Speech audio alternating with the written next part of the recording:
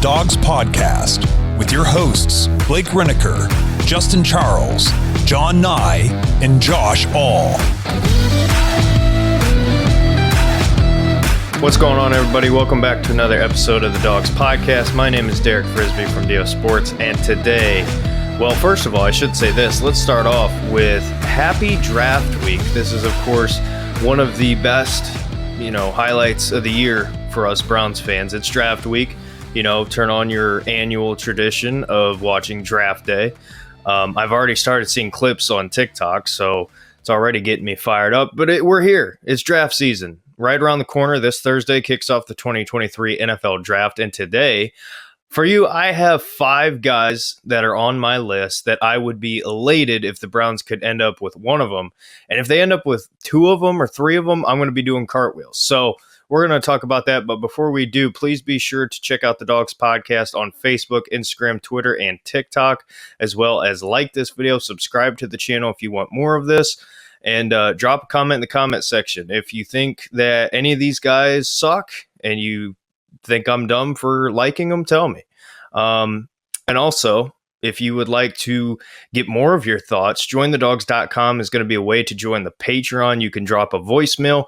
We'll play it out on the show, and we will let you know our thoughts on your thoughts. And also become a YouTube member. Get plenty of other perks, and it's just a smart thing to do. So I think you should do it. Anyway, so again, like I said, today we're talking about 5 guys on my my little list here that I would be elated if the Browns ended up with. So I'm kind of cheating, I'll be honest with you. I have 5 guys, and I have 3 honorable mentions. Now, 2 of them I've already talked about, so we're going to kind of, skim past those guys at the end here.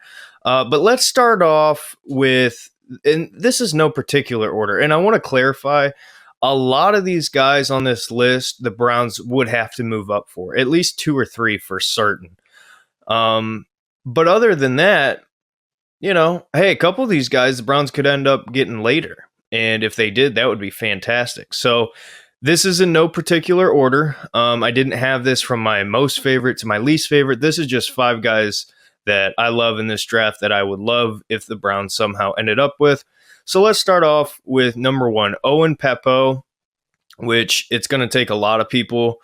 If the Browns ended up with him, people are going to be pronouncing his name wrong 24/7. So yet another guy, as far as the tough name category on the Browns.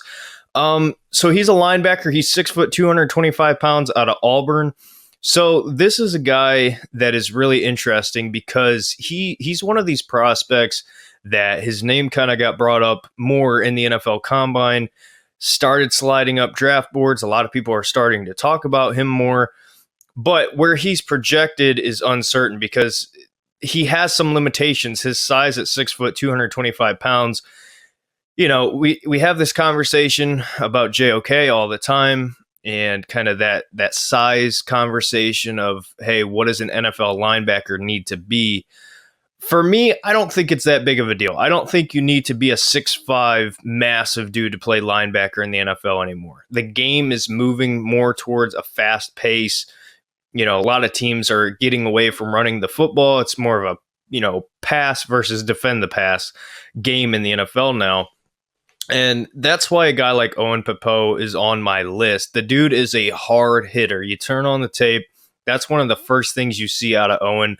Anytime he's around the football, you see him making bone-crushing hits. I mean, it is, if you like old school hard-hitting football, you're going to like this guy a lot because despite his size, he's going to make you feel him by the end of the game. That's just the reality. And for me, as far as his skill set goes, I think he would be very complimentary to a guy like a JOK. You could bring him in and he can have impact on special teams. And I think as far as his role year 1, I think he's a rotational guy that could be a future starter. But he's a hard hitter, like I said, which is something the Browns need. I think we're lacking physicality, and he's going to bring that. He's fantastic in coverage. Like, it's kind of crazy because you look at him as a player and you think to yourself, that guy shouldn't be good. in coverage. But when he drops back, he's got great instincts. For whatever reason, his eyes are always in the right spot. You see him batting balls down. You see him getting hits on players making a catch, knocking that ball out. He's very intriguing as far as the coverage goes. And you combine that with his physicality, and you got something really good there that you could work with. And I think if you brought Owen Pappoe in, Jim Schwartz could really get a lot out of him just because there's a lot of tools to work with. So this is a guy that I see probably going late third, early fourth round, somewhere in there. But again, it's the NFL draft. A lot of these guys slip. Who knows? I think at the latest, if I had to put money on where he gets picked, probably fourth round. So just to give you some projection there. But like I said, he's very fast, great instincts. I think he'd be a good fit on the Browns, and he would be really good rotational player year one for us. And then year two, when the Browns have to make some decisions on some of these guys and, Taki coming back on a 1-year deal. I think you could see Owen step in year two and be a pretty solid linebacker on this Browns defense, possibly even as a starter, if not a bigger role, which is what you want out of these draft picks. And keep in mind, we're talking about, these mid-round picks, because that's where we're at. And, if the Browns can find a guy like they did last year with Martin Emerson, who comes in year one, has a similar impact, that would be fantastic. And I think if they have one position that they need that from this year, it is linebacker. So that's why my second guy on this list, who's much more unrealistic, Trenton Simpson out of Clemson, 6'2", 235 pounds. This guy, I wrote it down here, Owen Pappoe on steroids. I mean, it's literally the exact same skill set, the instincts, the speed, good in coverage, flies to the ball. It's the exact same thing as Owen, just way, way better. And it's crazy because it's not that Owen is a bad player. And I know it kind of sounds like that, when I'm talking about Trenton Simpson versus Owen Pappoe. But Simpson is literally JOK, just a little bit different skill set. I think, when JOK was coming out of Notre Dame, you talked about that speed and that ability to just fly around. And, I used the term Raven Killer, when in my last video talking about JOK. Trenton Simpson is the exact same kind of player, just flies around, flies to the football. This guy's speed as a linebacker is off the charts. It is unbelievable. And you're talking about a guy who's 10 pounds heavier than Owen and 2 inches taller. So, for the Browns, it's kind of the debate here. It's like, all right, if he slips, is he worth moving up for? And I'm talking mid to late second round. I don't see the Browns trading up early into the second round like we did for JOK. But if he falls to the mid to late part of the second round and the Browns can package one of the third round picks and who knows what else, and not give up a lot and move up and pick him, I'd be all for it, because I think you combine Simpson and JOK with Anthony Walker in the middle, your linebacking core as far as starters go, and Trenton Simpson would be a day one starter. That's also another major difference here. Your linebacker core goes from kind of underwhelming to, wow, this is a really good 1-2 punch with a trustable vet in Anthony Walker in the middle. And I think for me, that would be worth it. Now, Andrew Berry, again, we're talking about linebacker here. So how much is he going to value that is kind of the question. And, would he trade up for a Simpson and give up assets, or would he just wait and hope that Owen Pappoe falls to him at wherever he wants to pick him? So I don't know. It's interesting. But if the Browns could end up with either of those two linebackers, I would be absolutely elated. This episode is sponsored by Omaha Steaks. Omaha Steaks is rewriting the book on burgers with an all-new handmade texture for the juiciest homemade burgers you've ever tasted. Their pure ground burgers are made from single cuts of real, aged Omaha steaks. These are truly steaks on a bun. Filet mignon, ribeye, New York strip, sirloin, and even brisket burgers. Now is the time to experience the exclusive Burger Perfection flight for just $79.99. Go to omahasteaks.com and use promo code DAWGS, DAWGS at checkout and get an extra $20 off your order plus free shipping. You'll get 4 of each pure ground burger so you can sample all the steak on a bun greatness. These burgers are crafted for a juicier, more tender experience, making your mouth water with every single bite. Don't wait. Go to omahasteaks.com, use promo code DAWGS, DAWGS at checkout. You get $20 off the Burger Perfection flight plus free shipping. Discover your new burger obsession. Minimum order may be required. So let's shift gears here and move to the offensive side of the football. This is a name that has kind of caught fire on Twitter, especially Deuce Vaughn, running back out of Kansas State, 5'5", 179 pounds. He's small, yes, but he is fast. He is shifty. He's going to be a steal for somebody. I don't care if the Browns end up with him or some other team. Wherever Deuce Vaughn goes, he's going to be a steal. He's just got too much ability to not be productive in the NFL. And for me, when I watch his tape, he runs like Christian McCaffrey did at Stanford.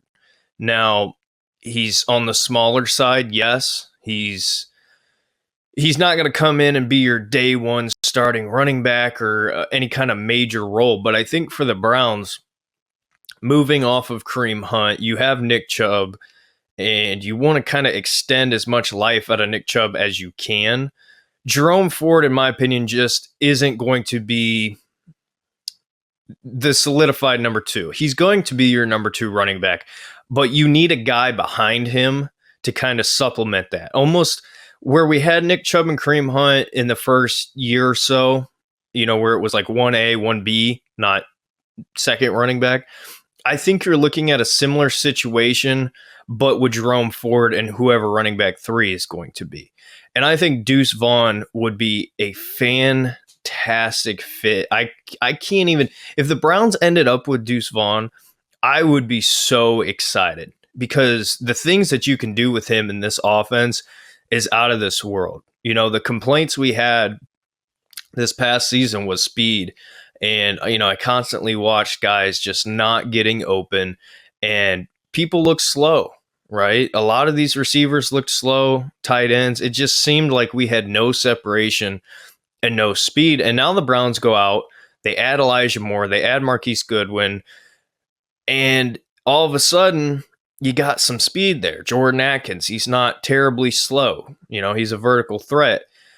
If the Browns went out and somehow drafted Deuce Vaughn, now he's projected on NFL.com to be in like the 5th round. I don't believe that personally. I think he's going to go a little bit higher. But if he doesn't, and the Browns can end up getting him in the 5th, 6th round, somewhere in there, oh my gosh, this is going to be a steal. I think Deuce Vaughn's the steal, one of the steals of the draft, period. Not even talking for the Browns, not even talking about where he's going to be picked. I'm talking in a year or two, when you look at the NFL draft in 2023, who were the guys that stood out? Deuce Vaughn is going to be on that list. And if you want to call that a hot take, so be it. But he's so good. He's so good. And maybe you don't pick a guy like Deuce Vaughn as like a long-term running back solution. I'm looking at him more so as just a weapon. As a weapon that you can throw out there and use him out of the backfield as a receiver, get the ball in his hands and let him run. Or he's a guy that you can use as a running back. This is not a situation like with Demetric Felton, right? I was pumped when we got Felton because of that versatility to be a receiver running back combo. Like I said, Simpson is Owen Pappoe on steroids. I think Deuce Vaughn is Demetric Felton on steroids. I think everything that you want Demetric Felton to be, as far as that really fast, shifty, small running back / receiver, that's what Deuce Vaughn is. And wherever he ends up, I'm going to be excited to watch him. And honestly, looking long term, this could be a guy that ends up being very popular in fantasy football, especially if you're in a PPR league, because or especially early in his career, I see him being used a lot out of the backfield catching the football. But I think, wherever he ends up, teams are going to realize the weapon that they got. And I would be elated if the Browns somehow ended up with Deuce Vaughn on this football team. And I just want to reiterate one more time, I'm not talking about drafting him to be your future running back number one. He's the perfect role for him is literally what he would be with the Browns, which is a running back 3 that gets some playing time that helps out your running back 2. And I think from there on, he can develop, he can have a more significant role, and I think he's going to be an absolute stud in the National Football League. So shifting back to the defensive side of the ball, another guy similar to Trenton Simpson that I think the Browns would absolutely have to trade up for. I know that PFF and some of these other mock drafts have this guy going later. Now, again, just repeating myself here, the NFL draft is crazy, and players that are big name guys that you've seen play at a high level in college football sometimes slip because you have these guys coming into the combine from smaller schools who, put up great numbers and wow everybody. And those names kind of can slip ahead of some of the guys you've seen for a long time. So that could be the case here, but I just don't see how this guy falls. I can't see him falling that far. So with that being said, Jordan Battle, safety out of Alabama, 6'1", 209 pounds. Boy, I could do an entire separate video just talking about Jordan Battle. This is quite literally a player that I have been watching since high school. And I'm talking about when I was in high school and he was in high school. Because I remember sitting in the library with my Chromebook, watching Jordan Battle high school highlights and saying, man, I hope Ohio State somehow ends up with him. Because we were on the list, and obviously he went to Alabama. And I've been following this guy for a long, long time. And he is what you want in a modern day strong safety in the NFL. Like I said, the NFL has moved more towards, a pass versus defend the pass league. And Jordan Battle is what you want in a strong safety in today's NFL. And I don't want to be the negative guy here who talks about contracts and the future. But in this scenario, I'm going to bring this up because I do think it is important. You signed Juan Thornhill to a 3-year deal, so he's going to be here. But Grant Delpit is going to be your starting strong safety, and he's had some injury history.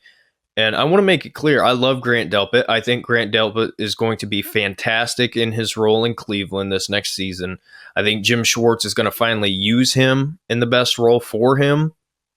But looking long-term, 2 years down the road, is Delpit going to be here? I don't know for a fact because he's going to be up for contract. I cannot assume that the Browns are going to pay him because if he sucks, do you want to pay him? And 2, if he's great, we can't afford him. So it's kind of a lose-lose situation in my opinion, or it could be a lose-lose situation as far as Grant Delpit goes, but Jordan Battle is going to be a great starting strong safety somewhere. He has, I don't really know how to explain it because, in a strong safety, a lot of people kind of, put safeties into this bubble of either they're great in coverage or they're this crazy, hitter and Palomalu type. Jordan Battle has a lot of that, but he's also fantastic in coverage. And it's kind of crazy to see how good he is in coverage at his size and as good he is, or as good as he is as far as tackling, as far as hitting and, making those big plays. He's fantastic in coverage on top of that. His instincts are out of this world. He's got great vision. He's constantly reading the quarterback's eyes and reacting off of that. And that's something that you can't really teach, right? Because a lot of players come in and they have all the talent in the world. They're athletic, they're fast, they're physical, but they just can't read the quarterback. They can't read offenses. That's not something you're going to have to worry about with Jordan Battle, in my opinion. This is a guy who, if you drafted, comes in, and honestly, if we drafted him, I could see him taking the starting job at strong safety. I could see that. I don't think it would happen, but he certainly would be used in rotation because it's hard not to get a guy like this on the field who can bring such a vast skill set, but at the same time is already so much further ahead than a lot of these other prospects as far as the IQ and understanding offenses and reading offenses. And I think he's a stud. He's a huge hitter. That is probably the number one thing that I see is hitting ability and coverage ability. And again, I've been watching him for a long time. He's improved drastically throughout his career from high school to college, and hopefully to the NFL, and hopefully on the Cleveland Browns. But he's a great player. He's fantastic. And looking long term, if you had a secondary of Denzel Ward, Greg Newsome, Martin Emerson, with Juan Thornhill and Jordan Battle, I keep saying it, but the Browns have one of the best secondaries in the NFL when used correctly. If you add a Jordan Battle to that list in 2 years, I think it's certainly the best secondary, because at that point, if Greg Newsome stays healthy and develops into what I think he can be, you're sitting fantastic. And I am excited about that possibility. I don't think it's going to happen, unfortunately. But again, we're talking some realistic, some unrealistic. I think he would be worth trading up for if he slipped to the right spot. And I think that would write the end for Grant Delpit in Cleveland. That's just kind of my thoughts on that. But it would be fun for me personally to, go from watching Jordan Battle in high school, hoping he ends up on Ohio State, to seeing him play for the Browns. That would be fun for me personally. Got to move on here. So my last one before we get to the honorable mentions, Mazi Smith, 6'3", 323-pound defensive tackle out of the team up north. And this guy is very intriguing to me because his skill set would fit great as that defensive tackle number 2 next to Dalvin Tomlinson. Mazi Smith is a very strong, very physical defensive tackle. And he's not one-dimensional at all. That's what I like about him the most. I talked about Gervon Dexter out of Florida, and he's strictly a run defender. That's what you're getting if you draft him. Mazi Smith is the opposite. He's the complete package as far as all around. And I think in the NFL, he's going to develop into a really, really good defensive tackle. No offense to Michigan, but you've seen a lot of, uber talented players come out of that school, get to the NFL, and they play even better because once they get to the next level and they get development, get NFL strength coaches, they turn into really, really good players. And, his production at Michigan was not terrible. It wasn't like fantastic out of this world, but thinking of it from this standpoint, you put him on a defensive line with Obo Okoronkwo, Dalvin Tomlinson, Myles Garrett. That is a outstanding 4 on that front defensive line. And, at his size, he's a massive dude. He's very fast. He's surprisingly fast for his size. And he beats double teams. That's one of the things that intrigues me the most is you see a lot of these guys coming out of college and you say, oh, they were going up against a Pac-12 offensive lineman. How good can he be? Mazi Smith was consistently beating double and triple teams. and, impacting plays. There was a play, I want to say it was against Maryland. I could be totally wrong, where he dropped back into coverage just off of instinct and knocked a ball away. You can't teach that. You just can't teach that. And again, he's the complete package. I think he needs development. But as far as that mold of clay that you can kind of work with and shape up, he's as good as it gets as far as defensive tackle. And there's not really another defensive tackle in this draft other than Jalen Carter and, guys that high that I think is worth taking. I don't think there's a guy necessarily in this draft that can have the impact of a Mazi Smith that the Browns could get, is what I'm saying.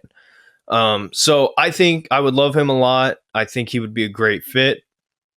And I think it would be a smart move because the Browns need a DT number 2 solidified, and Perion Winfrey wants to constantly get into trouble and just got arrested. So I don't know what it is with Browns DTs, but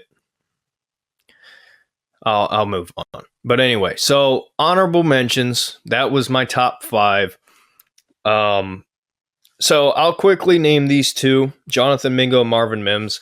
Already did videos on these 2 guys, and there's no point in me kind of, re-saying everything I already said. So if you want to hear more about Jonathan Mingo and Marvin Mims, go check out that video. But I'll simplify it like this. Mingo, possible DPJ replacement, if need be.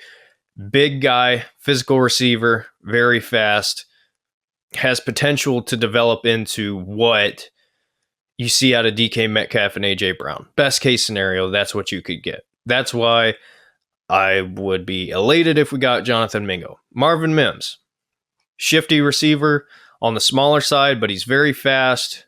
Underrated because of bad quarterback play at Oklahoma. Similar to an Elijah Moore, where he's not limited to one spot, can play inside, can play outside, can beat you multiple different ways, and you can use him multiple different ways. I think that Marvin Mims would be fantastic. Again, I've already talked about those 2 guys, so if you want to hear more, go check out that video. Hopefully Josh will link it here or here, wherever that little eye thing is.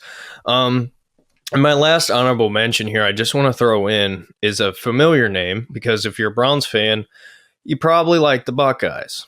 And this guy intrigues me a lot for a couple different reasons. Zach Harrison. He's 6'6", 271 pounds. Andrew Berry mentioned that he wanted to add another defensive end, and I think Zach Harrison would be a good project because this is a guy that was very disappointing at Ohio State. Didn't really pick up until late in his career here. And he's kind of not what the modern day NFL loves out of a defensive end. He's more of a run stopper. But he's got the skill set, in my opinion, to develop into a pretty good overall defensive end.